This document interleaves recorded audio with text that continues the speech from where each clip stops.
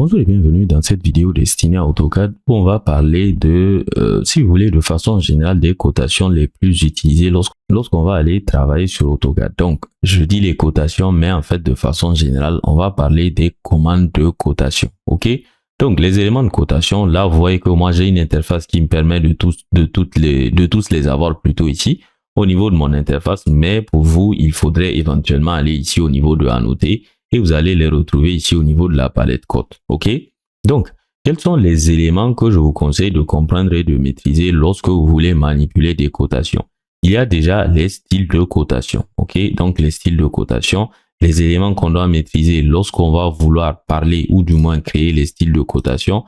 Donc, pour les styles de cotation, les éléments qu'il faudra apprendre et comprendre pour manipuler ces styles de cotation, ça sera essentiellement les lignes, entendez par là les lignes de côté, les lignes d'attache, les symboles et les flèches, les textes et éventuellement les informations d'ajuster. OK?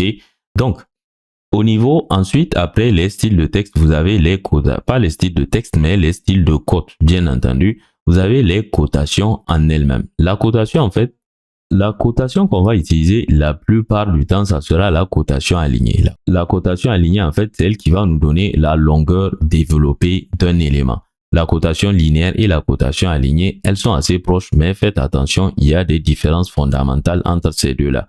Donc, la cotation alignée, lorsque je vais venir faire une ligne comme ça, il y a un angle. Lorsque je vais faire ici une cotation linéaire, AutoCAD va en fait me donner soit la projection de cette ligne-là sur l'axe des X, soit sa projection sur l'axe des Y. Mais lorsque je veux la longueur réelle de l'élément, cet élément, lorsque je le choisis, je vois qu'il fait 690,98 unités. Lorsque je vais aller faire une cotation alignée, je verrai tout simplement que cette cotation va me donner la valeur exacte de cet élément-là. En plus de la cotation linéaire et alignée, vous avez la cotation angulaire, c'est assez simple. Elle va vous permettre d'avoir l'angle entre deux éléments si vous voulez. OK? Donc là, il me faut deux éléments. Ce que je vais venir faire, je vais aller coter l'angle entre ces deux éléments-là, qui fera logiquement 90 degrés sans grande surprise. Donc cette cotation, telle que vous le voyez, elle va me permettre d'aller mesurer l'angle entre deux éléments. Une commande très intéressante lorsqu'on fait des cotations, c'est la commande continuer. La commande continuer, à quoi elle va servir? Pour ça, en fait, je vais venir ici et supprimer un certain nombre de cotations comme ça. OK? Donc, je vais supprimer ces cotations-là. Donc, admettez que je veux poursuivre ces cotations-là. Donc là, avec ce qu'on a vu, on pourrait venir faire ici des cotations linéaires. Par exemple, de ce point à ce point-là, on va venir s'aligner ici, ainsi de suite, continuer jusqu'à la fin. Mais ce qu'on pourrait faire, c'est de faire des cotations continues. Les cotations continues, à quoi elles vont servir? Elles vont me permettre de continuer à partir d'une cotation existante. À l'état actuel, AutoCAD me demande de sélectionner la cotation à partir de laquelle continuer.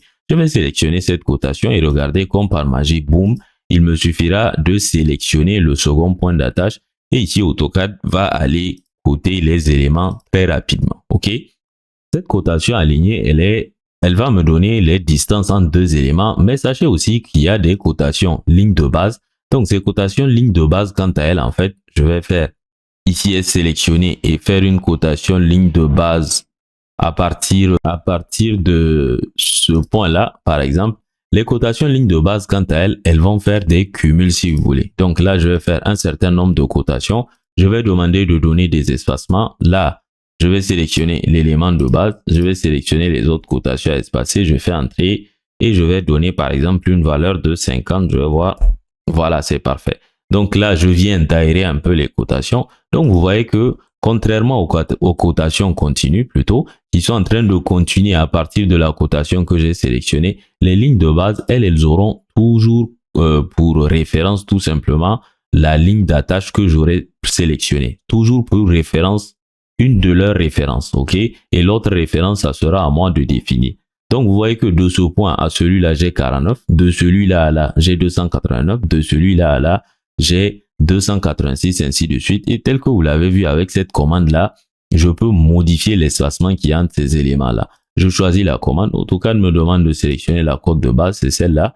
Les cotes qu'il faut espacer, c'est ces cotations-là. Je fais entrer. AutoCAD me demande la distance. Je vais faire 30 entrées, boum, et les cotations ont été ainsi réarrangées. OK?